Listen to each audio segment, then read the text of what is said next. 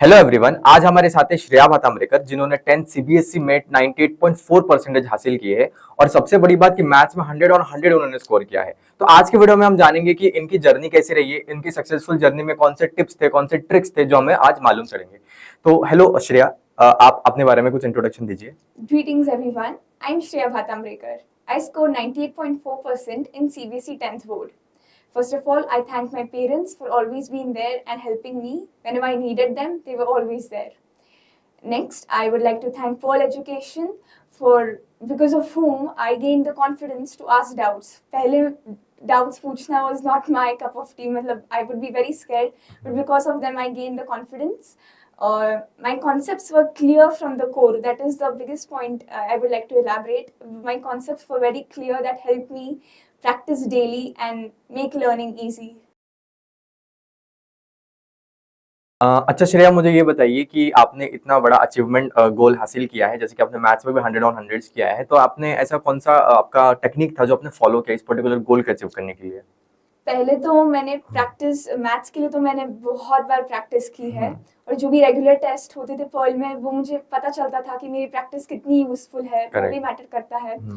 और फिर जो भी डाउट्स आते थे तो मैं क्विकली पूछ लेती थी।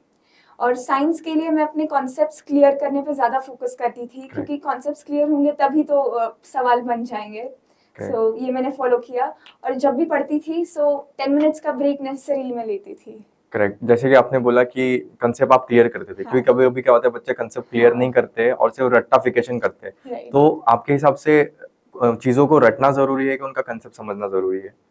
कंसेप्ट समझना बहुत जरूरी है। भले ही बायो के लिए बहुत बार सोचा जाता है कि रट्टा मार के सब हो जाता है, नहीं। जब सवाल अगर क्योंकि सीबीएसई में वैसे सवाल नहीं आते जो आपको पूरे ही रट्टा के ऊपर आ जाएंगे, आपको आपका थोड़ा दिमाग लगाना पड़ता है। मतलब कंसेप्चुअल बेस जो है ज्यादा क्वेश्चंस आपको मिल सकते हैं।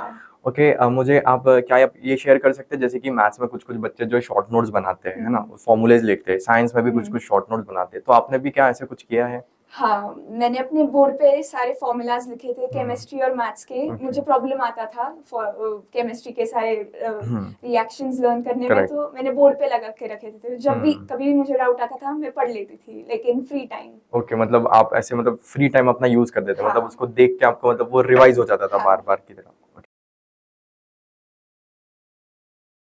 सो श्रेया, मुझे ये बताइए, जैसे कि यहाँ पे पर्ल एजुकेशन में जो है अल्टरनेट डेज क्लासेस होते हैं, राइट? तो आप जो अल्टरनेट डेज का गैप मिलता था, आप उसे कैसे यूटिलाइज करते थे, क्योंकि अदर सब्जेक्ट भी होते हैं पढ़ने के लिए, राइट? तो आप उसके बारे में कुछ बताइए।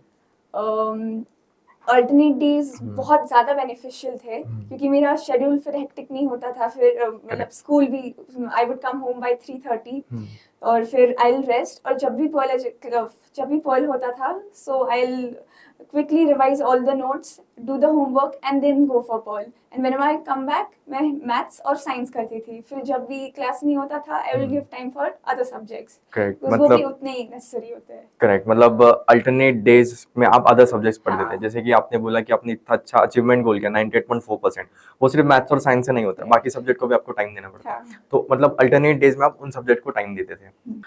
श्रेया, मुझे ये बताइए, जैसे कि आपका पर्ल का टाइमिंग जो है अल्टरनेट डेज जो रहता था, तो आप जो अपना सब्जेक्ट जो पढ़ने का शेड्यूल आप वो कैसे डिसाइड करते थे?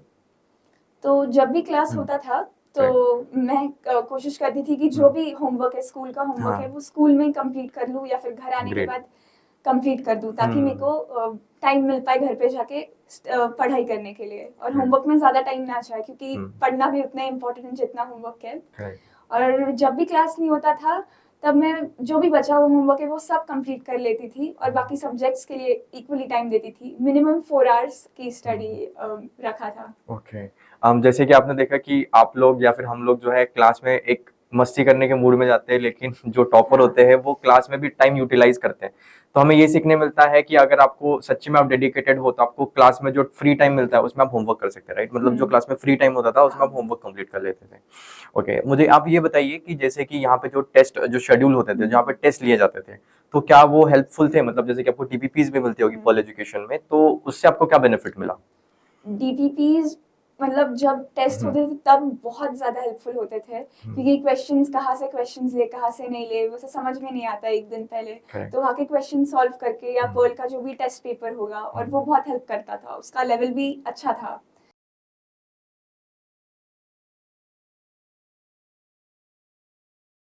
तो मुझे ये बताइए कि जैसे कि जो हमारे सर हैं अमित सर जिन्होंने आपको मैथ्स पढ़ाया है, तो वो जो है कौन सी बुक से आपको पढ़ाते थे, कौन सा बुक फॉलो करते थे स्पेशली पढ़ाने के लिए, या फिर आप कौन सी बुक रिफर करना चाहेंगे बच्चों के लिए?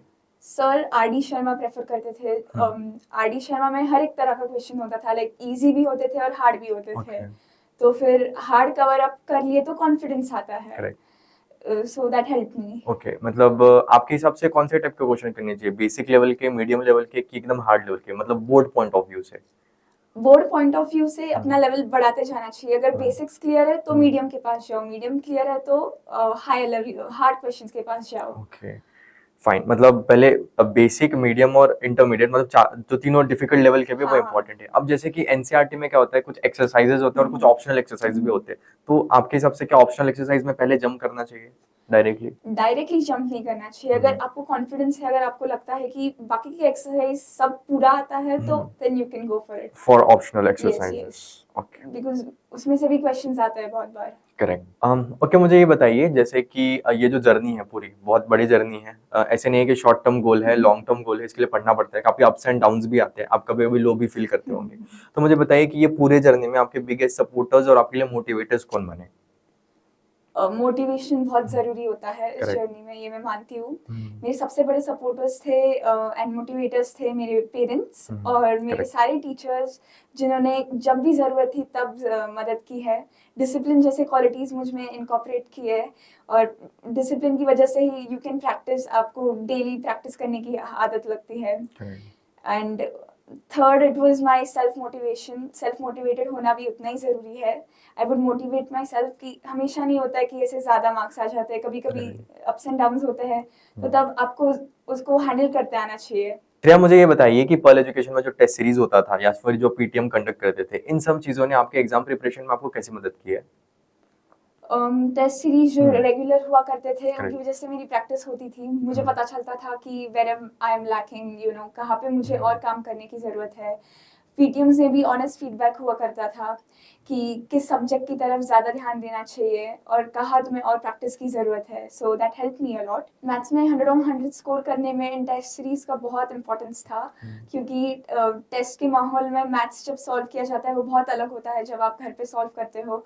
तो उसकी वजह से मुझे फास्ट सॉल्व करने में और एक्यूरेट सॉल्व करने में बहुत मदद हुई, और वो बहुत ज़रूरी होता है बोर्ड एग्जाम्स में कि आप स्पीड और एक्यूरेसी का बैलेंस रख के करो। अगर हम टेस्ट सीरीज का पॉइंट पकड़ेंगे तो उसके साथ साथ आपके हिसाब से पीटीएम भी जरूरी है, जो यहाँ पे कंडक्ट होता है। पीटीएम में आपको एनालिटिक्स पता चलता है कि आपने कहाँ गलती की, कहाँ इंप्रूव किया, और जिसमें आपको 100 on 100 स्कोर करने में भी काफी हेल्प हुई है, राइट? हाँ।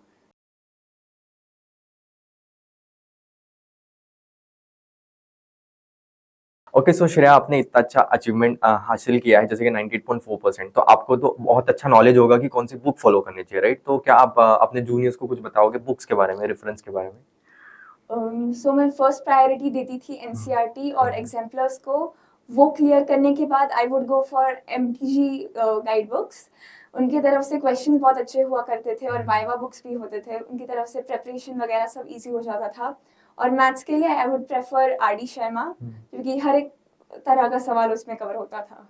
करेक्ट। मतलब आपने जो आर डी शर्मा बोला है मैथ्स के लिए और साइंस के लिए, जो भी आपने बुक्स बोले, वो आपको मतलब बहुत ज़्यादा हेल्प किया। लेकिन सबसे पहले जो आपने बुक बोले वो फॉलो करनी चाहिए या फिर पहले एनसीईआरटी पढ़ना चाहिए बच्चों को? पहले एनसीईआरटी फोकस करना चाहिए, पर एंटायरली एनसीईआरटी से इट वुडंट हेल्प मच। थोड़ा कॉन्फिडेंस के लिए आपको बाकी के क्वेश्चंस भी सॉल्व करना जरूरी है। ओके, मतलब एनसीईआरटी एक हमें बेसिक लेवल वही होगा कि एनसीईआरटी सबसे पहले करो, उसके बाद जो है हम अदर बुक में जा सकते हैं। श्रेया, मुझे ये बताइए कि सबके लाइफ में कुछ ना कुछ रहता है कि यार हम और बेटर कर सकते थे, राइट? तो क्या आपके लाइफ में अभी कुछ ऐसा है कि यार ये मुझे एक चीज पहले पता होती ना तो इससे भी आपका अच्छा रिजल्ट आ सकता था, ऐसा कुछ पॉइंट है आपका? हाँ है। एग्जाम के समय मैं थोड़ा टेंशन में हो जाती थी, तो उसके लिए कूल एंड काम होना बहुत नेसेसरी है, क्योंकि आते हुए भी क्वेश्चन रह जाता है और तब जब बुरा लगता है तो बहुत बुरा लगता है। तो काम विदाउट टेंशन सॉल्व करना है पेपर, ताकि जो भी आता है वो भी अच्छे से हो जाए। करेक्ट। जैसे कि आपने बोला कि हम टेंशन में जाते पेपर सॉल्व करने तो जो आता है वो भी छूट जाता है। तो मतलब अपने माइंड को जो है थोड़ा काम रखना है एग्जाम के पहले। तो नेसेसरी जो है वो है कंसिस्टेंसी।